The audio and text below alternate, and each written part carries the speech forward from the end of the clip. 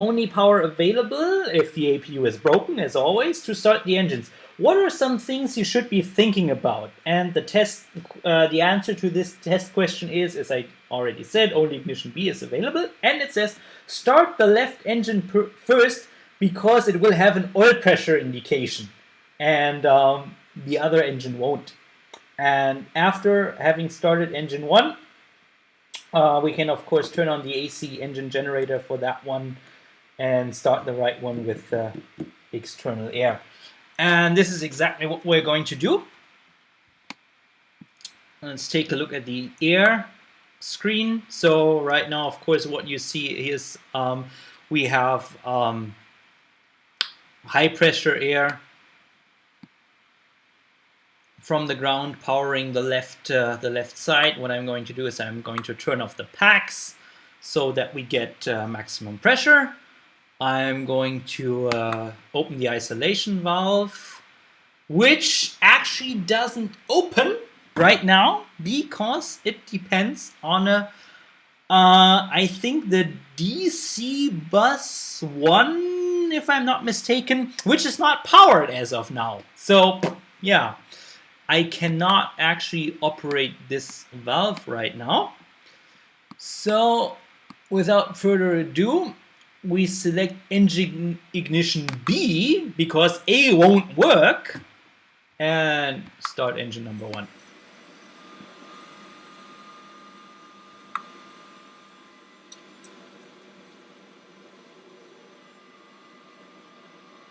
So as you can see here, the oil pressure indicator is coming up because that one's actually working. And let's fire up the engine.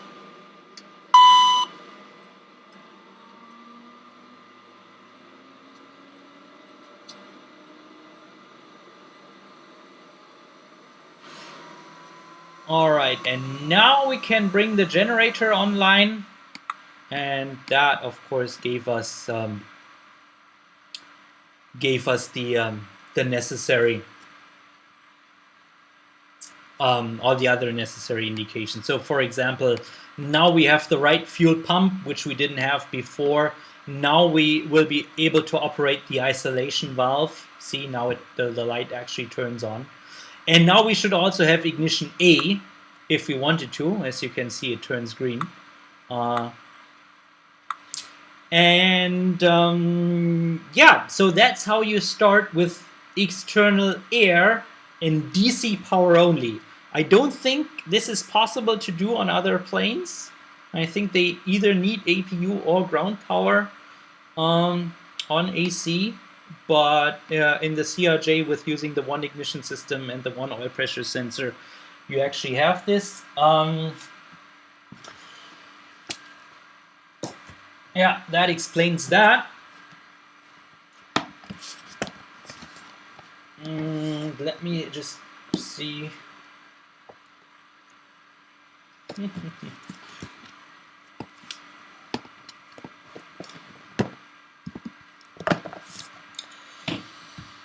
Anyway,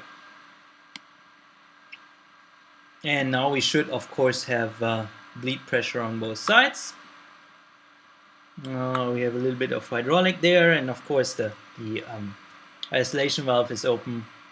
We have ground bleed connection, and we could start the second engine now, obviously. Alright, and now that we have AC power, we would have an oil pressure indication. And now let me see, and this is a live test now that I don't know if it'll work, but let's say the generator control. And you know what? I have no idea if this will work, but let's just trip the integrated drive generator and assume it has failed. So trip it, bam, it's gone. So no AC power. And if I now start the right engine, if I have done that correctly, the oil pressure should not work. Let's see what happens. And as you can see, well, that's of course silly. So it shouldn't come up this fast. This is actually a bug in X-Plane 11 where the starter comes up too fast. But you can see exactly what I said would happen happened. The engine spools up, but we get no oil pressure indication. So the oil pressure is there, and if you look in the data ref editor, you will see that in X-Plane it has oil pressure, obviously, but the sensor being powered from an AC powered bus is not available.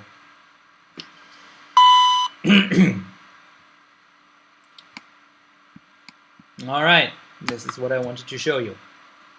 Okay, cancel the engine start, turn off the ignition.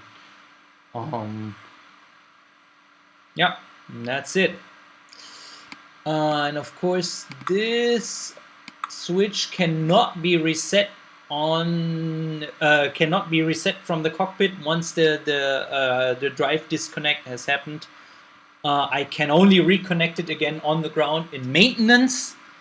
And I perform maintenance here by just using the data ref editor and resetting the data ref, and put that back to normal. And this just gave us the generator back. And you see here, oil pressure indicator working. All right. And this is pretty much all I wanted to show you today. So you have seen how the electrical system works and interacts with everything else, like the electric-driven hydraulic pumps, the electronic control units for the spoilers and for other flight controls, the fire detection system, which is electrically operated, and all that stuff. So basically, by having the electrical system work on a level where you can just color the circuit breakers, you get a lot of other failure scenarios for free. At least that's how I like to think of it. Just program the electrical system right, and you get most of the other stuff for free, because you can just pull and color the circuit breaker. And this is how we're going to do it for the CRJ.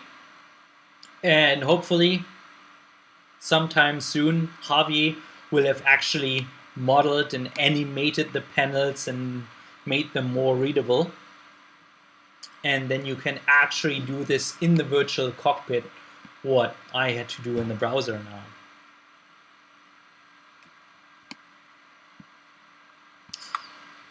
And I guess that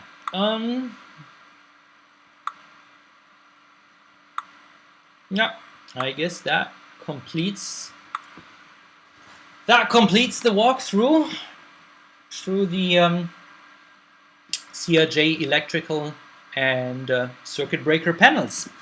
And that's all I have for you tonight. Good night.